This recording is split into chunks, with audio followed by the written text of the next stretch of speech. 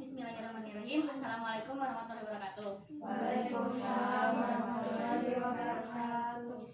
Sebelumnya saya mengucapkan terima kasih kepada teman-teman semua yang telah berkenan hadir di acara penyuluhan pada siang hari ini. Perkenalkan, nama saya Aminur Mariana. Saya mahasiswi semester 5 Universitas Islam Negeri Sunan Gunung Jati Bandung. Nah, adanya di sini saya akan memberikan penyuluhan kepada teman-teman sekalian mengenai cegah anemia pada remaja sebagai upaya pencegahan stunting. Nah, sebelumnya ada yang tahu nggak apa itu anemia? Nggak tahu? Oke, baik. Jadi nah, anemia ini adalah suatu kondisi tubuh yang dimana kadar hemoglobinnya itu rendah gitu. Biasanya remaja putri ini kadar normalnya itu 12 gram per desiliter. Sedangkan normalnya itu 12. Nah, kurang dari 12 gram per desiliter. Nah, selanjutnya, mengapa remaja putri ini sering mengalami anemia gitu? Jadi yang pertama itu remaja itu tumbuh sangat cepat, perlu asupan zat gizi lebih banyak. Nah, langsung yang nomor 2-nya itu kurang asupan zat gizi besi dan protein dalam makanan sehari-hari. Jadi gini, remaja itu kan kurang makan yang berprotein dan bergizi gitu. Karena remaja ini lebih sering makanan yang enak dibanding kesehatan tubuhnya gitu. Seperti halnya makanan yang pedas-pedas gitu. Terus seperti seblak, terus cilok goang, kan kalangan remaja itu kan biasanya suka gitu ya makanannya. Nah, lalu mengapa mengalami anemia juga? Nah, remaja putri mengalami menstruasi sehingga kehilangan banyak darah. Jadi setiap bulannya itu remaja putri kan mengeluarkan darah karena berbeda dengan cowok gitu. Kalau cowok kan nggak mengeluarkan darah setiap bulannya. Kalau misalkan cewek remaja putri itu mengeluarkan darah setiap bulannya. Jadi si darahnya itu kan berkurang. Nah, sehingga bisa mengakibatkan anemia ini. Lalu remaja sering melakukan diet tanpa memperhatikan asupan zat gizi besi. Nah, lalu karena remaja itu kan seringkali zaman sekarang tuh remaja lebih mementingkan badan yang mulus bagus, atau bahasa gaulnya itu body goals gitu ya. Nah, jadi makanannya itu kurang asupan zat gizi besi yang bagus. Selanjutnya, nah, apa sih gejala anemia ini? Yang pertama itu ada 5L. 5L itu seperti lemah, letih, lesu, lelah, dan lalai atau lunglai. Itu ya, lunglai. Nah, jadi 5L ini bisa termasuk gejala anemia. Lalu sakit kepala dan pusing. Nah, sakit kepala dan pusing ini gejala anemia. Misalnya kita bangun tidur kurang minum air putih sebelum tidur. Nah, pas bangun langsung bisa juga mengakibatkan sakit kepala dan pusing karena langsung berdiri gitu ya. Harusnya duduk dulu sebentar, perlahan-lahan kita bisa langsung berdiri. Lalu mata berkunang-kunang. Nah, ini juga gejala anemia gitu. Jadi mata berkunang-kunang ini misalnya lagi jalan jauh capek karena tadi kan lemah, letih, lesu, lelah, dan lalai. Jadi mengakibatkan juga mata berkunang-kunang dan pusing. Lalu gejalanya itu mudah mengantuk. Misalnya saat bekerja atau kita bermain kemana-mana gitu, badan kita tuh sering mengantuk terus-terusan. Nah, itu bisa mengakibatkan juga gejala anemia. Lalu sulit untuk berkonsentrasi. Nah, ini juga salah satu gejala anemia. Nah, untuk nomor 6-nya itu gejala klinis. Nah, gejala gejala klinis ini seperti matanya itu kuning, lalu kukunya kayak seperti itu ya. Jadi anggota badannya itu ada kelainannya gitu. Selanjutnya, nah apa sih dampak anemia pada remaja? Nah, dampak umumnya itu seperti penurunan imunitas. Nah, seperti terlihat kan? Nah, ini nih, penurunan imunitas. Jadi, penurunan imunitas ini atau kekebalan tubuh. Jadi, dalam imunitas ini akan turun jika anemia ini biasanya teman-teman sering sakit-sakitan, terus mudah lelah, mudah sakit juga. Itulah salah satu bagian dari imunitas atau dampak umum dari anemia pada remaja putri ini. Selanjutnya, konsentrasi juga yang tadi ya, termasuk juga dampak anemia pada remaja. Nah, ada juga prestasi belajar. Prestasi belajar ini ketika jadi teman-teman nih, ketika anemia, prestasi belajarnya itu akan turun gitu. Karena ketika prestasi belajar turun, sehingga diakibatkan konsentrasi yang tadi ya, yang tadi saat belajar yang terus menurun, sehingga prestasi belajarnya juga akan menurun gitu teman-teman, terhadap yang tadi penurunan imunitas bisa konsentrasi dan prestasi belajar. Nah, lalu yang keempat ada kebugaran dan produktivitas. Nah, yang ini nih, kebugaran dan produktivitas.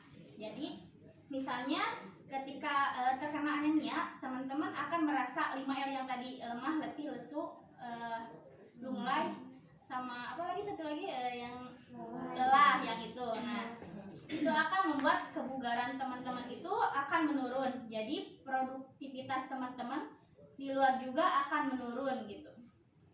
Nah, pada remaja putri ini yang menderita anemia dapat beresiko pada kehamilan nanti. Misalnya teman-teman sudah menikah, terus teman-teman hamil gitu. Nah, ini bisa beresiko kepada teman-teman nanti saat hamil anemia ini. Karena dampak negatifnya terhadap pertumbuhan dan perkembangan janin dalam kandungan si orang tua itu, si ibunya, serta dapat berorientasi menimbulkan komplikasi kehamilan dan persalinan gitu. Nah, selanjutnya, nah pada remaja putri, jadi pada remaja putri itu dampaknya bisa memperbesar resiko kematian ibu melahirkan. Jadi misalnya ketika hamil akan berisiko pada anaknya dan ibunya, sehingga atau kedua-duanya, sehingga mengakibatkan kematian gitu. Salah satunya misalnya ibunya mati atau anaknya mati, atau dua-duanya juga bisa mengakibatkan kematian gitu, mati bersama-sama gitu dalam waktu itu. Nah, lalu bisa juga dampaknya itu mengalami bayi prematur. Jadi bayi prematur ini keadaan dimana si orang tua itu mengandung, tapi waktu melahirkannya juga tidak sampai usia 9 bulan. Kan normalnya itu 9 bulan ya ibunya mengandung. Nah, ini bayi prematur ini melahirkan ketika usia 6 atau sampai 7-8 ya, itu kan bisa disebutkan sebagai bayi prematur gitu. Nah, 3 itu berat bayi rendah. Jadi berat bayi rendah itu ketika remaja putri atau ibunya itu lagi hamil, berat bayinya itu akan rendah atau BBLR. Bisa diakibatkan disebut juga sebagai stunting gitu. Jadi berat badan bayinya sedikit. Nah, misalnya ini nih contohnya. Nah, sebelumnya ada yang tahu nggak stunting itu apa? Stunting itu adalah gagal tumbuh balita yang di bawah umur 5 tahun. Jadi atau bisa disebut juga sebagai gagal tumbuh, terus manusia kerdil, itu stunting gitu. Karena di Indonesia ini sedang mengalami stunting yang emang lagi naik gitu ya, sehingga harus dicegah dari sekarang, dari usia dini juga. Nah, jadi faktor stunting ini bisa terjadi pada anak yang dilahirkan itu di usia kurang dari 20 tahun. atau menikahnya itu kurang dari usia 20 tahun. Itu kan anaknya juga bisa mengalami stunting, makanya harus diperbanyak ibunya juga diperbanyak zat gizi besinya itu yang bagus gitu, agar tidak mengalami bayinya itu stunting atau berat badannya rendah. Nah, lalu selanjutnya apa sih upaya yang dapat dilakukan agar terhindar dari remaja anemia gitu, agar tidak mengalami stunting nantinya ketika hamil. Nah, yang pertama itu konsumsi makanan bergizi seimbang isi piringku. Jadi ini nih, seperti yang lihat poster ini. Nah, jadi ketika hamil atau ketika remaja, makanannya kan harus dijaga gitu agar baik ketika nantinya. Nah, jadi di dalam piring ini kita harus memasukkan atau makan yang emang zat gizi besinya bagus gitu. Seperti buah-buahan, ada pisang, pepaya, semangka untuk buah-buahannya. Terus kalau misalkan makanannya ada daging, ikan, terus nasi, roti seperti itu. Nah, ini harus isi piring makannya itu harus bagus gitu, harus sesuai juga. Lalu makan cukup buah dan sayur. Nah, ini juga sangat penting ya teman-teman untuk teman-teman nantinya. Jadi makanannya harus dijaga, harus perbanyak makanan sayur dan buah-buahan gitu. Selanjutnya, minum TTD secara teratur 1 tablet tiap minggunya. Jadi harus diperbanyak ketika remaja itu harus minum TTD atau tablet tambah darah. Nah, tablet tambah darah ini bisa mencegah untuk anemia pada remaja, pada teman-teman gitu nantinya saat hamil. Nah, ini juga bisa dimakan setiap 1 tablet itu tiap minggu. Jadi misalkan teman-teman makan TTD ini hari Rabu, jadi minggu besoknya lagi minumnya harus hari Rabu lagi gitu. Jadi seminggu sekali. Nah, seperti itu. Lalu remaja putri perlu diperiksa kadar Hb. Jadi harus, misalkan kita ada gejala yang tadi seperti 5L, kita harus perbanyak atau perlu diperiksa kadar Hb-nya ke dokter agar kita juga tahu gitu, kita tuh lagi anemia atau bukan gitu, atau jadi bisa lebih tahu juga kadar Hb kita nanti kalau setelah diperiksa di dokter. Jadi harus perbanyak perlu diperiksa kadar Hb-nya. Nah, lalu apakah ada sih bagaimana cara mengonsumsi tablet tambah darah ini? Nah, ini nih teman-teman. Jadi yang pertama itu makan gizi seimbang sebelum minum TTD. Jadi sebelum minum TTD ini kita harus memakan dulu makanan yang gizinya seimbang. Nah, seperti ini, gizi yang seimbang nih.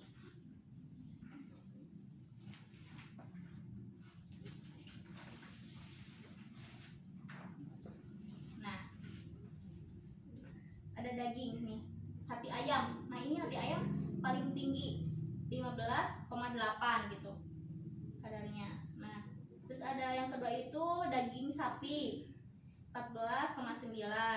Lalu ada kacang hijau. Nah, kacang hijau juga sangat penting gitu bagi teman-teman. Kalau misalkan teman-teman nggak suka pada kacang hijau, harus nih diwajibkan. Nggak diwajibkan sih, tapi emang harus gitu agar terhindar dari anemia ini saat remaja.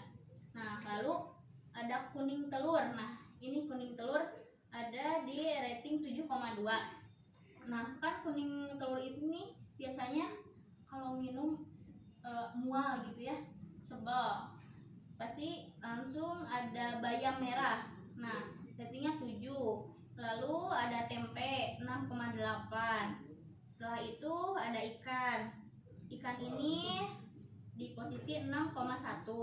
Lalu ayam juga 6,1. Lalu ada kacang merah nih, kacang merah kan tadi kacang hijau, sekarang kacang merah. Nah, lalu ada bayam nih 3,5.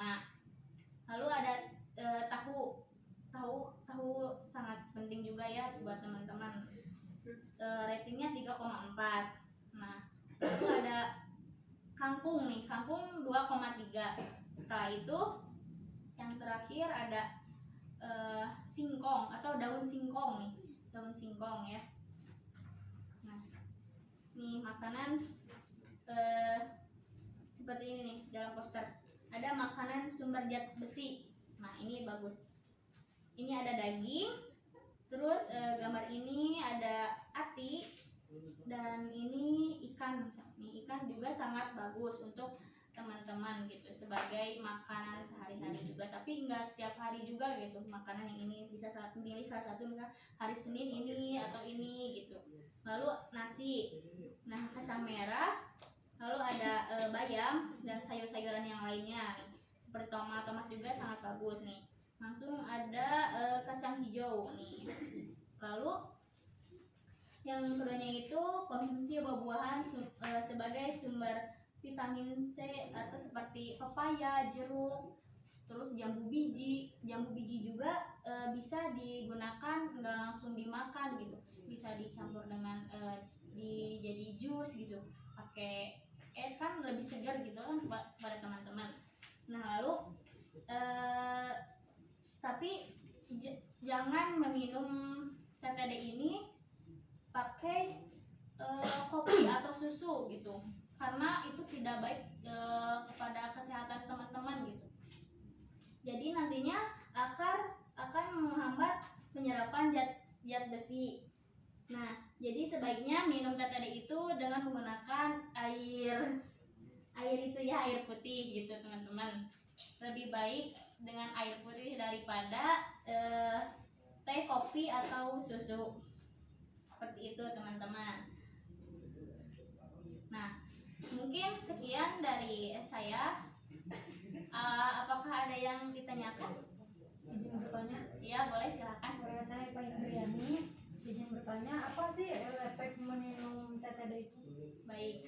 Jadi efek minum TTD ini mungkin ada gitu. Misalnya kita mual. Karena memang kalau misalkan agar tidak mual nih minum TTD, sebaiknya kita itu minumnya sebelum, jadi makan dulu yang mengandung zat biji besi, agar nantinya juga setelah minum TTD tidak mual gitu. Nah, jadi bisa makan dulu zat biji besinya, langsung kita minum TTD. Setelah itu misalkan nih setelah BAB warnanya kehitaman, tidak perlu khawatir. Jadi itu memang itu efek dari setelah minum TTD, tapi nanti juga akan dikeluarkan melalui tinja itu gitu. Mungkin seperti itu efeknya. Ada lagi yang bertanya? Apakah anemia dan darah rendah itu sama atau berbeda? Anemia dan hipertensi ya itu jelas emang sama sih, sama. Mungkin samanya itu dari gejalanya seperti pusing, mual kayak gitu, berkunang-kunang, itu juga sama gejalanya seperti anemia dan atau sering disebut juga tadi teh darah rendah ya, itu teh hipertensi. Nah itu teh gejalanya seperti sama, namun yang membedakannya itu seperti cara pengobatannya, terus bagaimana penyebabnya itu.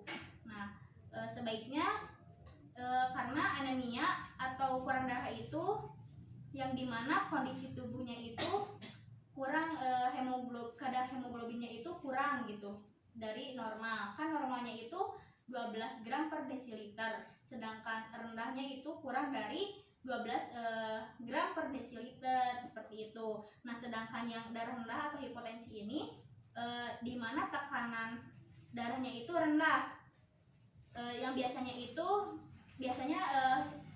yang hipotensi itu bisa menggunakan alat ukur seperti tensi kan. Kalau kalian ke dokter kan teman-teman kita kan ketahuan gitu hipotensi kurang darahnya atau enggaknya. Nah seperti itu. Terus normalnya itu biasanya 100 atau 120/60. Nah itu normalnya itu. Jadi ketika tekanan darah melewati arteri arteri terlalu rendah gitu, karena jumlah darah yang lebih sedikit itu sehingga alirannya itu jadi tidak lancar, sehingga mengakibatkan darah rendah atau tekanan darahnya itu rendah. Seperti itu. Bisa dipahami? Alhamdulillah. Ada lagi nggak? Enggak. Kalian teman-teman udah pada paham belum? Jadi gimana? Insya Allah paham. Baik. Nah, mungkin sekian dari saya. Ada quotes sedikit untuk teman-teman. Jadi, orang yang mengabaikan kesehatan dirinya itu adalah orang yang menabung masalah untuk masa depannya. Seperti itu. Jadi harus dijaga sedini mungkin dari sekarang gitu. Karena kan kalian itu perubahan dari masa kanak-kanak ke dewasa, jadi harus dicegah karena anemia ini sangat berbahaya untuk nanti ke depannya. Jadi seperti ini quotesnya. Seperti itu. Terima kasih. Mungkin sekian dari saya. Terima kasih atas partisipasinya. Terima kasih juga telah hadir dalam penyuluhan pada siang hari ini. Mohon maaf bila ada kekurangan. Wassalamualaikum warahmatullahi wabarakatuh. Waalaikumsalam warahmatullahi wabarakatuh.